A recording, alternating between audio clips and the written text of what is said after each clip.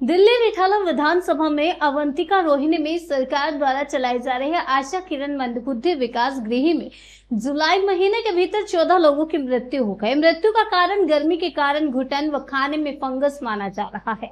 इस shelter home में सिर्फ 250 लोगों की रहने की व्यवस्था है। इसके बावजूद भी इसमें 1000 लोगों को रखा जाता है। प्रश्न ये उठता है कि किसके आदेश पर। सूत्रों के हवाले से ये पता लगा है कि अंदर बहुत ही गंभीर स्थिति बनी हुई है, जिसमें और भी बच्चों की जान जाने का खतरा बना हुआ है। आम आदमी पार्टी राज्यसभा सांसद स्वाति मालीवाल ने कहा कि यह सब प्रशासन और सरकार की लापरवाही है। एक एक कमरे में 46 बच्चियों को रखा गया है। उन्होंने ये भी कहा कि इतनी गर्मी होने के बावजूद भी किसी भी कमरे के अंदर रह रहे बच्चों के लिए एसी की व्यवस्था नहीं है। आप अंदाजा लगा सकते हैं कि 46 बच्चे एक कमरे में कैसे रहते होंगे। स्वाति मालीवाल ने यह भी बताया कि जिन बच्चों की मृत्यु हुई है उनकी बॉडी पर बेडसोर के निशान हैं और स्थिति अत्यंत गंभीर है। अभी तक कोई भी दिल्ली सरकार का मंत्री या विधायक मौके पर नहीं पहुंचा है। स्वाति मालीवाल ने कहा कि इसका मुद्दा संसद में उठाएंगी और जो कसूरवार है, जब तक उनके ऊपर कड़ी से कड़ी कार्रवाई नहीं होगी तब तक वह इस मुद्दे को उठाती रहेंगी। प्रश्न ये उठता है, क्या कसूरवारों पर कार्रवाई होगी या ये मामला भी और मामलों की तरह ठंडे बस्तों में चला जाएगा? क्योंकि राजनीतिक पार्टियों को तो हर मसले पर राजनीति करनी होती है। किसी की जान जाने से इस राजनीतिज्ञों को कोई फर्क नहीं पड़ता। चलिए आपको दिखाते हैं हमारे संवाददाता सचिन व वीडियो जर्नलिस्ट रणवीर शर्मा की खास रिपोर्ट। उन्होंने बार बार लड़कियों की रिपोर्ट्स में लिखा है कि मैल न्यूट्रिशन तक हुआ है। 2 लड़कियां हैं, गीता और श्रुति, उनकी फाइल्स में साफ लिखा हुआ है कि मैल न्यूट्रिशन की वो शिकार थी। यहाँ तक कि जब डॉक्टर से बात करी गई है तो उन्होंने बताया है कि 30% लोग, जो 1000 लोग यहाँ रह रहे हैं, उनमें से 30% के करीब लोग मैल न्यूट्रिशन के शिकार हैं। उनकी BMI 18 से कम है। 20% को अलग अलग तरीके की स्किन डिजीजेस हैं। अंदर जब मैं गई, एक छोटे कमरे में 46 महिलाओं को रखा हुआ है। बिस्तर एक भी नहीं है और उनको नीचे बिना किसी गद्दे के सुलाया जाता है। हालात ये है कि अगर वो 46 लड़कियां लेट जाए तो बिल्कुल एक के ऊपर एक सोएंगी, तब जाके वो सो पाएंगी। ये हाल हो रखा है। उनमें से 2 लड़कियां जो मरी हैं, पुष्पा और गीता, दोनों लड़कियों को बेड सोर्स थे। उनकी जो फाइल पढ़ी है मैंने, उसमें साफ डॉक्टर ने लिखा हुआ है कि ये पर्सनल हाइजीन किसके नेग्लिजेंस से हो रहा है, क्यों ये नेग्लिजेंस हुई, बेड सोर्स होने का क्या मतलब है। ये हालात हो रखे हैं। इतनी गर्मी है, अंदर इंसान खड़ा नहीं हो पा रहा। जो एडमिनिस्ट्रेटिव ऑफिस है वहाँ पे AC लगा हुआ है, लेकिन जहाँ लड़कियों को रखा हुआ है और 200-300 लड़कियां 300 लड़कियां यहाँ पे हैं, महिला हैं यहाँ पे, उनके लिए एक भी AC नहीं लगा हुआ। लड़कियां खुद उनमें से जो बोल पा रही हैं, वो बार बार मांग कर रही हैं कि कुछ ऐसा करवा दीजिए कि गर्मी बहुत ज्यादा हालात है। ओवर क्राउडिंग की वजह से मौत हुई है, मैल न्यूट्रिशन की वजह से मौत हुई है, हीट और डिहाइड्रेशन की वजह से मौत हुई है। और कितनी शर्म की बात है कि अभी तक मंत्री यहाँ नहीं आए, अभी तक सेक्रेटरी यहाँ नहीं आए, तो वो अपने एयर कंडीशन कमरों में बैठे रहेंगे और यहाँ पे लोग मरते रहेंगे। कितनी शर्म की बात है। मेरे हिसाब से तुरंत FIR होनी चाहिए। ये जितने भी लोग इन्वॉल्व हैं, जिनके भ्रष्टाचार के चलते, जिनकी लापरवाही के चलते आज ये मौतें हुई हैं, इन सब के ऊपर सख्त से सख्त कार्रवाई होनी चाहिए। मैं एक रिपोर्ट बना रही हूँ और मैं ये मुद्दा पार्लियामेंट में जरूर उठाऊंगा। कोई मंत्री नहीं है इस विभाग का, ये एक बड़ी वजह हो सकती है। जी बिल्कुल, मंत्री तो इमीडिएटली होने ही चाहिए। और जो मंत्री बैठकर AC के कमरों में प्रेस कॉन्फ्रेंस कर रहे हैं, उनका फर्ज नहीं बनता कि वो आके यहाँ पे हालात देखें। जरा आके देखिए अंदर क्या हाल है। जमीन पे पड़े हैं लोग। ये कोई तरीके हैं? आप मेंटली चैलेंज, स्पेशली एबल्ड लोगों को थोड़ा नीचे करो यार। 2 साल पहले मैं आई थी यहाँ पे, मैंने इंस्पेक्शन किया था। मैंने सरकार को एक बहुत डैमिंग रिपोर्ट दी थी, क्योंकि तब भी ऐसे ही हालत थे और इतना बुरा हाल था, इतनी बदबू थी। आज भी यहाँ पे वही बदबू है। तो मैं ये जानना चाहती हूँ कि ये जो सरकार के मंत्री हैं और अफसर हैं, ये कमरों में बैठकर अपने एयर कंडीशन रूम में बैठ के प्रेस कॉन्फ्रेंस कर रहे हैं, इंक्वायरी ऑर्डर कर रहे हैं। अरे इंक्वायरी तो हर बार होती है, इनके ऊपर कौन इंक्वायरी करेगा? FIR में इन सब लोगों का नाम होना चाहिए और इनके ऊपर अच्छे से इन्वेस्टिगेशन। लोकल विधायक जो स्कूलों में सर्वे कर रहे हैं, देखिए आशा समय क्या एक्शन लिया गया था? जब आप DCW की चीफ थी उस समय आपने ये मसला उठाया था, तो क्या एक्शन लिया गया था? उस समय भी एक इंक्वायरी ऑर्डर कर दी गई थी, कुछ थोड़े बहुत बदलाव करे गए थे, लेकिन आज हालात देख लीजिए। 1000 लोग रहते हैं यहाँ पे और साइकियाट्रिस्ट एक है जो 3 दिन में, हफ्ते में 3 दिन के लिए आता है। एक भी काउंसलर नहीं है यहाँ पे। कितनी वैकेंसीज है यहाँ पे, कौन जिम्मेदारी लेगा? 8 महिलाएं मरी हैं।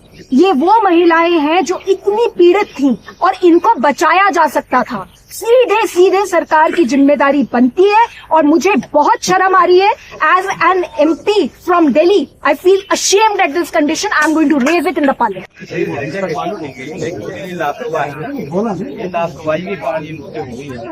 यहाँ पर खाने की व्यवस्था सही नहीं है, पानी की व्यवस्था सही नहीं है।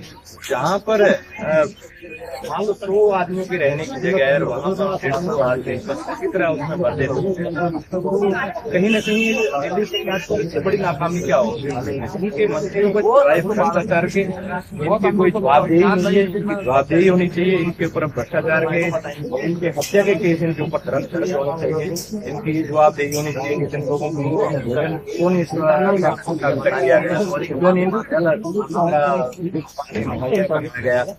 क्यों नहीं इनके जो जगह है वहाँ पर पंखे कूलर लगाए गए? इनकी क्यों नहीं देखभाल को लेकर भी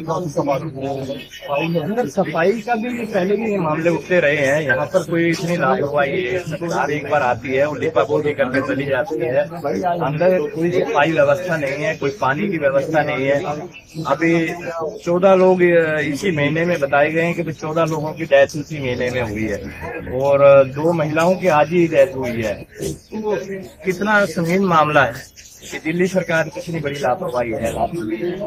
ये कोई पब्लिक के हित में काम नहीं करती है, सिर्फ अपनी राजनीति के लिए भ्रष्टाचार बातें करने के लिए हॉस्पिटल खोल रहे हैं, ये करते हैं।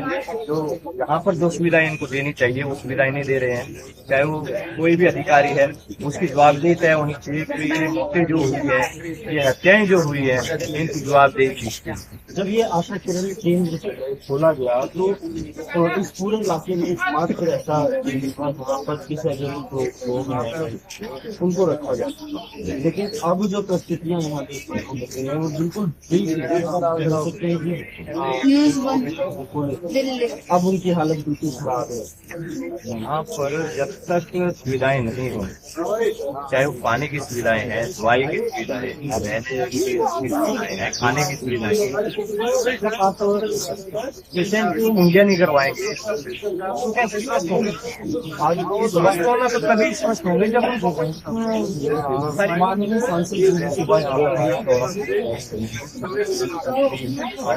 बात बताऊं,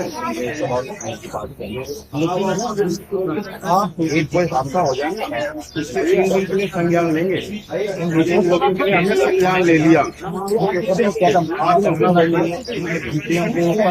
जो अधिकारी जो उन लोगों की लापरवाही की वजह से इन लोगों की जान चली गई।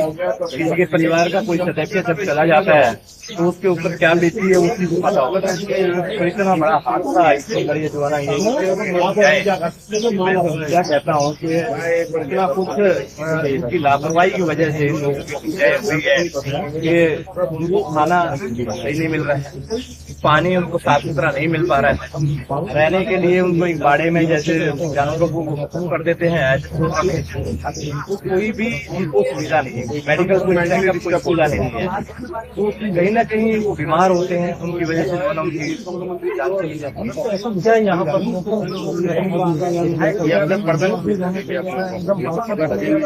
विधायक और पार्षद यहाँ पर कोई उनकी भूख नहीं है। यहाँ सिर्फ केजरीवाल जी सिर्फ झूठे वादे हैं कि हमारे विधायक विधायकों ने इतना काम कर दिया है, हमारे विधायकों ने इतने रोड बना दिए हैं, इतने हॉस्पिटल हमने खोल दिए हैं। कभी आपने देखा कोई हॉस्पिटल ऐसा कोई नया अपने एरिया में कोई ऐसा खुला हो, कोई यहाँ पर कोई शिक्षा का कोई ऐसा कोई केंद्र खुला हो? सिर्फ झूठे वादे ये लोग करते हैं। ना इनके कोई भी विधायक यहाँ पर मौके पर आते हैं, ना इनके विधायकों को चिंता है। कहाँ विधायक, कहाँ चले गए? यहीं तो रहते हैं, यही इसी सेक्टर 2 में ही उनका कार्यालय है। यहाँ से 200 मीटर की दूरी पे कार्यालय है, लेकिन उनको यहाँ तक आने का समय नहीं है। कैसे जनप्रतिनिधि है? जनता ने उनको चुना है, क्या वो जनता के बारे में कुछ नहीं सोचेंगे? उनको यहाँ आना चाहिए, देखनी चाहिए यहाँ की व्यवस्था क्या है। उनको पहले ही इस चीज का ध्यान होना चाहिए। मैं तो कह रहा हूँ उनके ऊपर हत्या का मुकदमा दर्ज होना चाहिए। उन लोगों की जवाबदेही, उनको प्रशासन की जवाबदेही होनी चाहिए। जो भी यहाँ पर प्रशासनिक अधिकारी है उनको इस बात का जवाब देना चाहिए कि भाई इन लोगों की हत्या क्यों हुई, ये लोगों को क्या हुआ, ऐसा क्यों नहीं यहाँ पर सफाई की व्यवस्था होती, क्यों नहीं यहाँ खाने की यही कोई व्यवस्था होती, क्यों नहीं पौष्टिक भोजन उनको दिया जाता है? और अगर वहाँ पर पौष्टिक भोजन दिया जाता है तो वो बीमार हो रही है। अलग अलग लोग समस्या है ये। यहाँ पर जो रोहनी के डीजीपी है उन्होंने स्वतंत्र आकर के इंक्वायरी तरह से लोगों को गुमराह करना, महिला आयोग बोलना, अध्यक्ष इनकी आदत बन चुकी है। उनको लोगों से कोई लेना नहीं, चाहे जितने मर्जी मुझसे हो जाए, कितने मर्जी। और उन्होंने काफी स्टाफ पे, और वो मामला तो अभी ठंडा नहीं हुआ नगर का, और अभी ये दूसरा लोगों ने कोई मतलब निकलकर सड़क गली दिल्ली में उन्हीं के अंदर एक मंदबुद्धि शेल्टर हो, जिसमें 1989 से यहाँ बनाया गया। पूरे भारत का एक पहला शेल्टर होगा जो यहाँ पर स्थापित। उस दौरान उस टाइम से लेकर के आज यहाँ बच्चे यहाँ पर आते हैं, उनको यहाँ पर रखा जाता है, देख रेख होती है। यहाँ बताया जा रहा है कि तकरीबन जुलाई का 22 बच्चों की यहाँ क्या कारण खाने में क्या ऐसा था, फंगस लगा हुआ खाना दिया जाता था जिससे खाना खाकर उनकी मृत्यु हो। बताया जा रहा है अभी तक 7 महीने में 27 बच्चे यहाँ पर उनकी मृत्यु हो चुकी है। क्या इसका दोष सरकार की गलती से हुआ या शेल्टर होम में रहने वाले कर्मचारी जो देख रेख करते हैं उनकी गलती है? ऐसा कौन करेगा? इस पे नजर कौन बनाएगा? सरकार बनाएगी या शेल्टर होम के? जबकि अभी बताया जा रहा है 7 बजे यहाँ जो लोकल सांसद सिंदोलिया जी यहाँ पहुंचे सुबह, उन्होंने अपनी फेसबुक पर ट्वीट किया, उन्होंने बताया कि यहाँ पर जो हत्याएं हो 7 जुलाई के महीने में 14 से 22 की अनुमान लगाए जा रहे हैं। ऐसा क्यों, क्या कारण जानने, और साथ ही ये जो आशा किरण बच्चों का इंतजार जहाँ पर उन्हें रखा जाता है, उनके साथ क्या व्यवहार था, किस तरीके से उनको पालन पोषण किया जाता था, अभी तक कोई अंदर से कोई खबर नहीं है। प्रशासन इस पे नजर बनाए और जो भी जांच हो उस पे क्या सामने आएगा, जांच होने के दौरान कौन दोषी होगा, सरकार या अंदर अर्थव्यवस्था करने वाले लोग।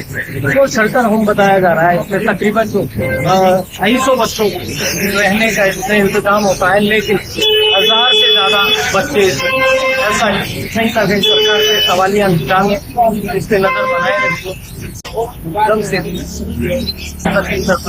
कैमरा